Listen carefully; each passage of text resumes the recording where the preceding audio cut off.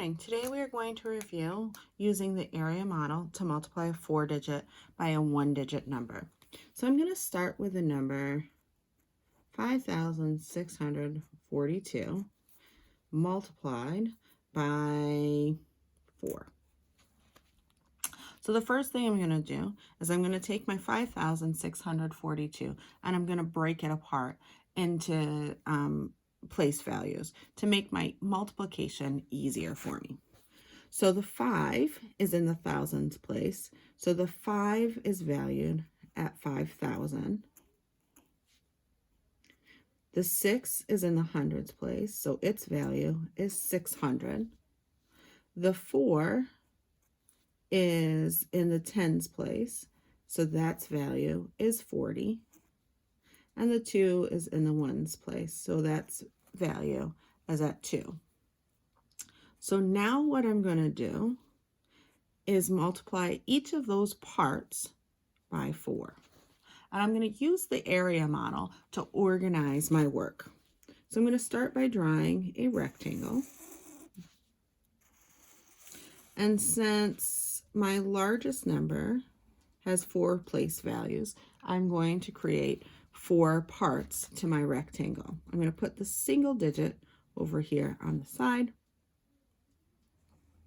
And then I'm going to divide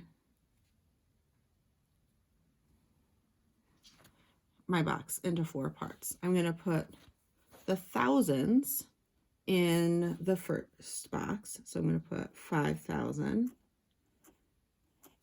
above the first box and 600 above the second box and 40 above the third box, and I'm going to put 2 above the final box. So now that I have each number has its own box, its own place value box, now I'm going to go ahead and I'm going to multiply my single digit by each one of these parts to create partial products. So I'm going to have 4 times 5,000, 4 times 600, 4 times 40, and 4 times 2. All right, so now I'm going to go over here to my first box, and I'm going to multiply. I'm going to use my basic facts to multiply. 4 times 5 is 20. But this 5 is actually valued at 5,000. So my answer has to reflect that I multiplied by thousands and not by ones. So there are 3 zeros after the 5 to represent each of the place values. So I have to put those 3 zeros in my answer. 1, 2, 3. So I have my basic answer, and then I have my zeros that hold my place to show that I multiplied by thousands.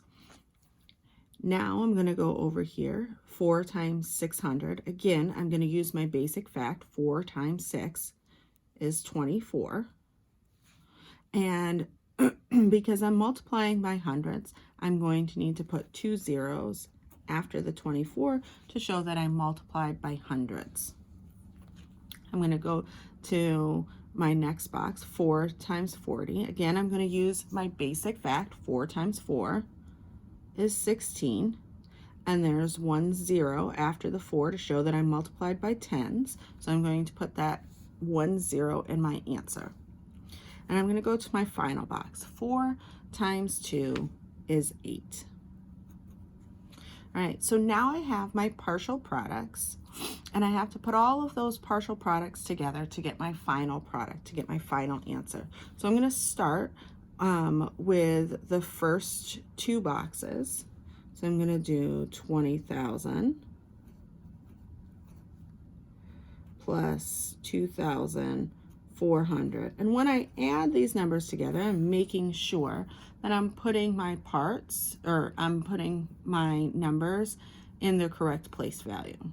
So 0 and 0 is 0, 0 and 0 is 0, 0 hundreds and 4 hundreds is 400, 0 thousands and 2 thousands is 2,000, and two 10,000s is still two 10,000s. So now I've added the first two parts together. Now I need to add the hundreds to the 22,400. And again, I'm going to make sure that I line up my place values.